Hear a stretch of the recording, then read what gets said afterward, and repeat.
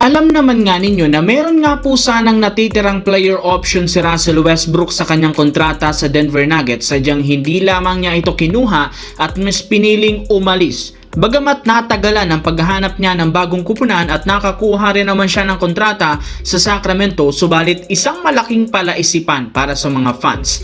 Ano nga bang rason bakit umalis siya sa Denver Nuggets? Well, pagkatapos ng naging laro ng Kings at Denver, ibinulgar nga mismo ni Westbrook hindi siya gusto ng kanilang prangkisa na manatili sa lineup, kaya mas pinili niyang umalis at maghanap na lamang ng bagong kupunan.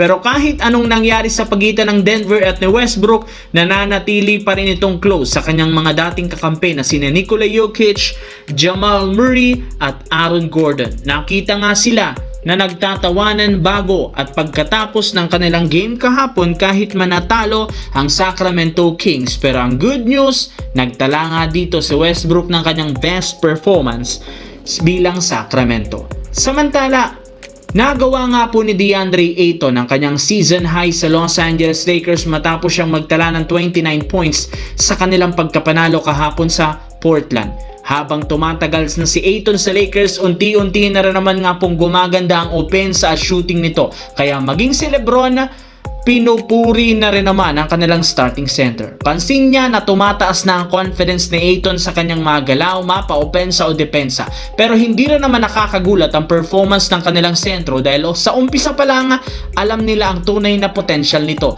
Napakaraming kayang gawin sa loob ng court dahil bukod sa depensa at shot blocking ability, nag-improve rin naman ang kanyang scoring at sa pagpasok ng halos lahat ng kanyang binibitawan sa mid-range at sa floater. Nakakagawa na rin naman ito ng successful alley-oop dunks at pick and roll plays since nagagamay niya na ang playing style ng team. Ibig sabihin mas gumaganda na nga ang chemistry sa kanya ng mga kakampi na rason bakit nagagalaw at nakakagalaw na ito ng mas maayos.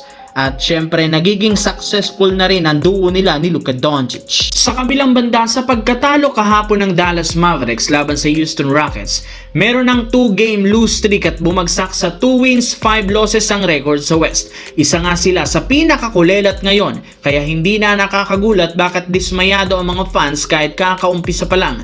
Bukod dyan, bagamat nagkaroon ng dissenting performance ang first overall pick na si Cooper Flagg sa nakalipas na laban sa pag-average ng 14 points, 6.3 rebounds, 2.9 assists, bagsak pa rin ang pwesto nito sa pinakahuling inilabas na rookie rankings sa pagiging pang-apat lamang niya.